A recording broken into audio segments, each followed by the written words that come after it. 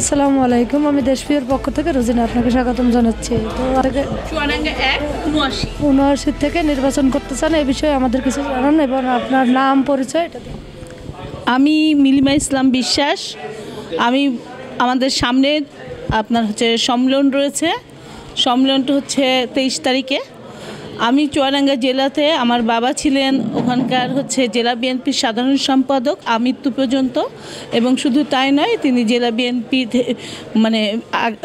বিগত সময়ে সংসদ সদস্য ছিলেন 2001 থেকে 2005 সাল পর্যন্ত। পরবর্তীতে আমি চুয়াডাঙ্গা জেলা বিএনপির রাজনীতিতে ওতপ্রোতভাবে জড়িত এবং এখানে কৃষক দলে আছি, জিয়া মহিলা বিষয়ক সম্পাদক এবং জিয়া পরিষদের। এছাড়া আমি জেলায় ব্যাপক কার্যক্রম চালাচ্ছি এবং আমি আশা করছি চুয়াডাঙ্গা জেলা থেকে আমি নির্বাচিত হব এবং আমাকে নমিনেশন দেবে। আমার সামনে যে সম্মেলন হচ্ছে সেই সম্মেলনে আমি সেক্রেটারি ক্যান্ডিডেট।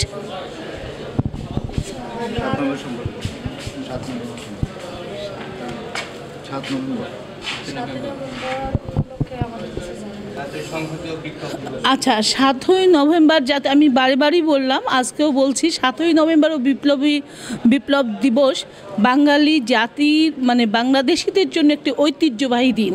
আমাদের অতিথিরা বিভিন্ন সময় যে কথাটা বললেন যে 16ই ডিসেম্বর, 26শে মার্চ, তারপরে যে 24শের যে বিপ্লব, এগুলো যেমন গুরুত্বপূর্ণ গুরুত্ববহ করে, ঠিক তেমনিভাবে 7ই নভেম্বর সিপাহী জনতার বিপ্লবের মাধ্যমে আমরা যে শহীদ প্রেসিডেন্ট জিয়াউর রহমানকে আবির্ভাব করি, তাকে যে নেতৃত্বে নিয়ে আসি, এটাও বাংলাদেশ জাতির ইতিহাসে একটা অবিস্মরণীয় দিন এবং আমি এই দিনটিকে জাতীয় পর্যায়ে পালনের জন্য বর্তমান সরকারকে ধন্যবাদ জানাচ্ছি।